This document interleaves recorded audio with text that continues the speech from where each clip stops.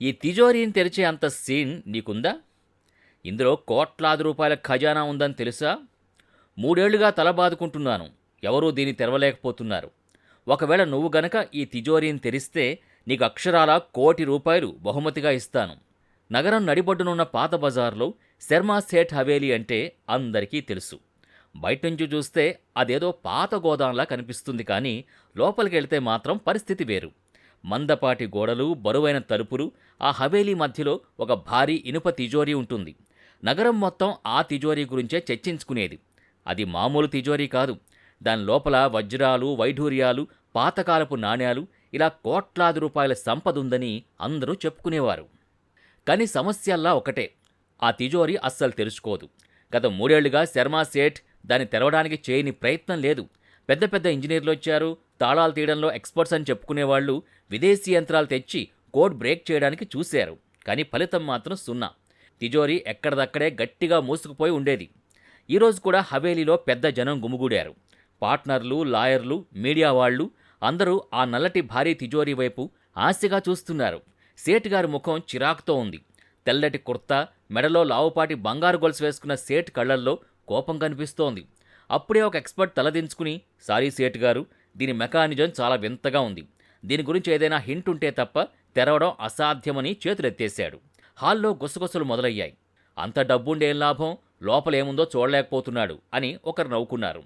సరిగ్గా అప్పుడే తలుపు దగ్గర నిలబడిన ఒక పిల్లాడు ముందుకొచ్చాడు. వాడికి పట్టుమని 16 ఏళ్లు కూడా ఉండవు. ఒంటిమీద చిరిగిన చొక్కా, దుమ్ము పట్టిన ప్యాంటు, కాళ్లకి అరిగిపోయిన చెప్పులు, జుట్టు చెదిరిపోయి ఉంది. ముఖం పీలగా ఉన్న వాడి కళ్లల్లో మాత్రం ఒక రకమైన ధైర్యం ఉంది. వాడు మెల్లగా కానీ చాలా స్పష్టంగా అన్నాడు, సేఠ్, ఈ తిజోరీని నేను తెరవగలను. ఒక్క నిమిషం హాల్ మొత్తం నిశ్శబ్దమైపోయింది. తర్వాత అందరూ పగలబడి నవ్వడం మొదలుపెట్టారు. అరే, ఇతనెవరు, ఎక్కడి నుంచి వచ్చాడు అని ఒకడంటే, బయటనుంచి ఏదో పిల్లాడు దారి తప్పొచ్చినట్టున్నాడు అని ఇంకొకరు ఎగతాళి చేశారు. గార్డులు వాడిని బయటికి నెట్టేయబోతుంటే శర్మా సేఠ్ చెయ్యెత్తి ఆపారు.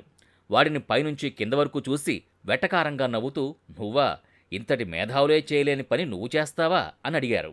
ఆ పిల్లాడు కళ్ళు దించుకోకుండా, ఒక్క అవకాశం ఇవ్వండి, తెరవలేకపోతే నేనే వెళ్ళిపోతాను అన్నాడు. జనానికి ఒక కొత్త తమాషా దొరికినట్టయింది. కెమెరాలు మళ్లీ ఆన్ అయ్యాయి. శర్మా సేఠ్ బిగ్గరగా నవ్వి, సరే, నువ్వు గనక దీన్ని తెరిస్తే నీకు 10 కోట్ల రూపాయలు ఇస్తాను అని సవాల్ విసిరాడు. సేఠ్ కావాలనే 10 కోట్లు అన్నాడు, ఎందుకంటే వాడు అస్సలు తెరవలేడని ఆయన నమ్మకం. వాడు నిశ్శబ్దంగా తల ఊపి తిజోరీ వైపు వెళ్ళాడు. వాడు తిజోరీ ముందు నిలబడ్డాడు. అంతటి భారీ ఇనుప పెట్టెని వాడెప్పుడూ అంత దగ్గరగా చూడలేదు. కానీ వాడి ముఖంలో భయం లేదు. ఒక దీర్ఘ శ్వాస తీసుకుని కళ్ళు మూసుకుని తల వంచుకున్నాడు. చుట్టూ ఉన్నవాళ్లు వింతగా చూస్తున్నారు. వాడి పేరు నీరజ్. నీరజ్ వాళ్ళ నాన్న పాత సామాన్లు ఏరుకునే కబాడీ వ్యాపారి. పాత తాళాలు, తుప్పుపట్టిన పెట్టెలు నీరజ్కి ఆట బొమ్మలు.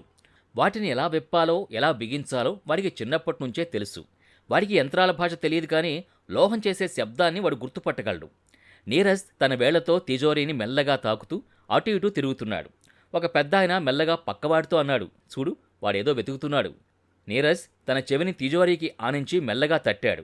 ఠక్ ఠక్ లోపల నుంచి వచ్చే వైబ్రేషన్స్ని వాడు వింటున్నాడు. సడన్గా వాడు ఒక పాయింట్ దగ్గర ఆగాడు. అక్కడ ఏ బటన్ లేదు, కేవలం ఒక చిన్న ఉబ్బెత్తు భాగం ఉంది. వాడక్కడ మెల్లగా ఒత్తిడిచ్చాడు. హాల్లో ఉన్నవాళ్లు బోర్ ఫీల్ అవుతున్నారు. ముగించు బాబు, మాకు టైం లేదు అని ఒక రిపోర్టర్ అన్నాడు. కానీ సరిగ్గా అప్పుడే క్లిక్ మని ఒక చిన్న శబ్దం వచ్చింది. అది ఎంత చిన్న శబ్దం అంటే సగం మందికి వినిపించలేదు. కానీ శర్మా సేఠ్కు మాత్రం వినిపించింది. ఆయన ఒక్కసారిగా కుర్చీలోంచి లేచి నిలబడ్డారు. నీరజ్ కళ్ళు తెరిచాడు. తిజోరీ ఇంకా తెరుచుకోలేదు, కానీ లోపల ఏదో మేల్కొంది. నీరజ్ మళ్లీ తిజోరీని తట్టాడు. ఈసారి లోపల నుంచి వచ్చే శబ్దం భిన్నంగా ఉంది. ఒకవైపు గంభీరంగా, మరోవైపు ఖాళీగా అనిపిస్తోంది. వాడి ముఖం మీద చెమటలు పడుతున్నాయి. వాడు ఊహించి అడుగు వేయడం లేదు. ఒక జ్ఞాపకాన్ని ఫాలో అవుతున్నట్టుగా ఉంది. వాడు తిజోరీ కింది భాగానికి వంగి చూశాడు. అక్కడ చేతివేళ్లతో మెల్లగా తిప్పాడు. ఏమీ జరగలేదు. మళ్ళీ ఇంకోసారి ప్రయత్నించాడు. ఈసారి మెల్లగా. అప్పుడే లోపల నుంచి భారీ వస్తువు కదిలినట్టు ధడాలని శబ్దం వచ్చింది. అక్కడ ఉన్నవాళ్ళు ఒక్కసారిగా ఉలిక్కిపడ్డారు. నీరజ్ ఒక అడుగు వెనక్కి వేసి దీర్ఘ శ్వాస తీసుకున్నాడు. కొందరు వాడు ఓడిపోయి తప్పుకుంటున్నాడేమో అనుకున్నారు. కానీ సేఠ్ గారికి తెలుసు ఏదో కదిలింది అని. నీరజ్ మళ్లీ ముందుకు వెళ్లి తన 2 అరచేతుల్ని తిజోరీపై పెట్టి ఒక పసిపిల్లాడిని నిద్ర లేపుతున్నంత సున్నితంగా నెట్టాడు. క్లాక్, ఒక భారీ శబ్దం. తిజోరీ తలుపు 1 ఇంచు బయటకొచ్చింది. హాల్ మొత్తం నిశ్శబ్దం. ఎవరూ ఊపిరి కూడా తీసుకోవడం లేదు. నీరజ్ తలుపుని పట్టుకుని నెమ్మదిగా పక్కకు జరిపాడు. ఆ భారీ ఇనుప తలుపు పూర్తిగా తెరుచుకుంది. అంతే, హాల్ మొత్తం ఒక్కసారిగా గోల గోలతో నిండిపోయింది. అరే తెరుచుకుంది, పిల్లాడు చేసి చూపించాడు అని అందరూ కేకలు వేస్తున్నారు. కెమెరాలు ఫ్లాష్ వెలుగులతో నిండిపోయాయి. శర్మ సేట్ వణికిపోతూ తిజోరీ ముందుకు వెళ్ళాడు. లోపలున్న దృశ్యం చూసి అందరి కళ్ళు బైర్లు కమ్మాయి. లోపల బంగారు బిస్కెట్లు, వజ్రాల పెట్టెలు, పాతకాలపు నాణేల సంచులు, ఒకటేమిటి కోట్లాది రూపాయల సంపద ఉంది. అది చూసి సేట్ గారికి మాట రావడం లేదు. ఆయన నీరజ్ వైపు చూశారు. అవే పాత బట్టలు, అవే ప్రశాంతమైన కళ్ళు. ఎవరు బాబు నువ్వు అని ఆయన గొంతు వణుకుతూ అడిగారు. నీరజ్ తల వంచుకుని కబాడీ రామ్దీన్ కొడుకుని అని చెప్పాడు. సేట్ కళ్ళు తుడుచుకుని అందరి ముందు గట్టిగా చెప్పారు, నేను మాట ఇచ్చాను, ఈ పిల్లాడికి 10 కోట్లు ఇస్తాను అని. అప్పుడే నీరజ్ తండ్రి రామ్దీన్ వెనక నుంచి వణుకుతూ ముందుకొచ్చాడు. తన కొడుకు అంత పని చేస్తాడని ఆయన కల్లో కూడా ఊహించలేదు. కానీ నీరజ్ చూపు మాత్రం ఆ డబ్బు మీద లేదు. ఏదో పని పూర్తి చేసిన తృప్తి మాత్రమే వాడిలో ఉంది. కానీ కథ ఇక్కడితో ముగియలేదు. సరిగ్గా అదే సమయంలో హాల్ ఒక మూల నుంచి గంభీరమైన గొంతు వినిపించింది. ఒక్క నిమిషం, ఇదంతా అంత తేలిక కాదు అని. అందరూ అటు చూశారు. సూటు వేసుకున్న 3 వ్యక్తులు లోపలికొచ్చారు. మేము ఇన్కమ్ ట్యాక్స్ డిపార్ట్మెంట్ నుంచి వచ్చాం. ఈ ఖజానా ఇప్పుడు ప్రభుత్వ ఆధీనంలో ఉంటుంది. దీని లెక్క తేలాలి అని చెప్పారు. హాల్లో మళ్లీ నిశ్శబ్దం. శర్మ సేటు ముఖం పాలిపోయింది. తిజోరీ ఆయిందే, కానీ లోపలున్నదంతా లెక్కల్లో లేని నల్లధనం. ఒక ఆఫీసర్ నీరజ్ దగ్గరకొచ్చి, బాబు, నీకు దీన్ని తెరవడం ఎలా తెలుసు అని అనుమానంగా అడిగాడు. నీరజ్ తండ్రి భయపడిపోయి, అయ్యా, నా కొడుకు అమాయకుడు, వాడే తప్పు చేయలేదని వేడుకున్నాడు. నీరజ్ శాంతంగా, నేనేదీ దొంగిలించలేదు సార్. మా నాన్న పాత సామాన్లు ఏరుకొస్తారు. వాటిలో పాత పెట్టెలు, తాళాలు ఉంటే నేను వాటిని తెరవడానికి ప్రయత్నించేవాడిని. కొన్ని తాళాలు బలం ఉపయోగిస్తే రావు, సరైన పాయింట్ దగ్గర తాకితేనే వస్తాయి. ఇది కూడా అంతే అని చెప్పాడు. ఒక సీనియర్ ఆఫీసర్ ఆ తిజోరీని చూసి, ఈ లాక్ సిస్టమ్ చేతులతో తయారు చేసింది, అందుకే యంత్రాలకు చిక్కలేదు. బాబు, నీ నైపుణ్యం అద్భుతం అని మెచ్చుకున్నాడు. శర్మ సేటుకున్న నల్లధనమంతా ప్రభుత్వం స్వాధీనం చేసుకుంది. కానీ సేట్ గారు నీరజ్కి ఇచ్చిన మాట ప్రకారం 10 కోట్లు ఇవ్వాల్సిందే అని అధికారులు చెప్పారు. కొన్ని వారాల తర్వాత నీరజ్ ఇప్పుడు ఆ మురికివాడలో ఉండడం లేదు. కానీ వాడు ఏ విలాసవంతమైన బంగ్లాలోకి వెళ్ళలేదు. ప్రభుత్వం వాళ్ళ నాన్నకి ఒక మంచి ఇల్లిచ్చింది. నీరజ్కి ఒక పెద్ద టెక్నికల్ ఇన్స్టిట్యూట్లో సీట్ దొరికింది. శర్మ సేట్ తన మాట నిలబెట్టుకుని 10 కోట్లు ఇచ్చారు. నీరజ్ ఆ డబ్బులో సగం తన తండ్రికిచ్చి, నాన్న, ఇక మీరు చెత్త ఏరాల్సిన అవసరం లేదు, విశ్రాంతి తీసుకోండి అన్నాడు. మిగతా డబ్బుతో వాడు ఒక చిన్న వర్క్షాప్ పెట్టాడు. దాని పేరు నీరజ్ లాక్ ల్యాబ్. అక్కడ వాడు పేద పిల్లలకి తాళాలు తెరవడం కాదు, సమస్యల్ని ఎలా ఆలోచించి పరిష్కరించాలో నేర్పిస్తున్నాడు. ఒక ఇంటర్వ్యూలో ఎవరో అడిగారు, ఇంత చిన్న వయసులో కోటేశ్వరుడు అయ్యావు కదా, ఎలా అనిపిస్తోంది అని. నీరజ్ నవ్వుతూ అన్నాడు, నేను కోటేశ్వరుని కాలేదు సార్, అందరికీ కనిపించానంతే.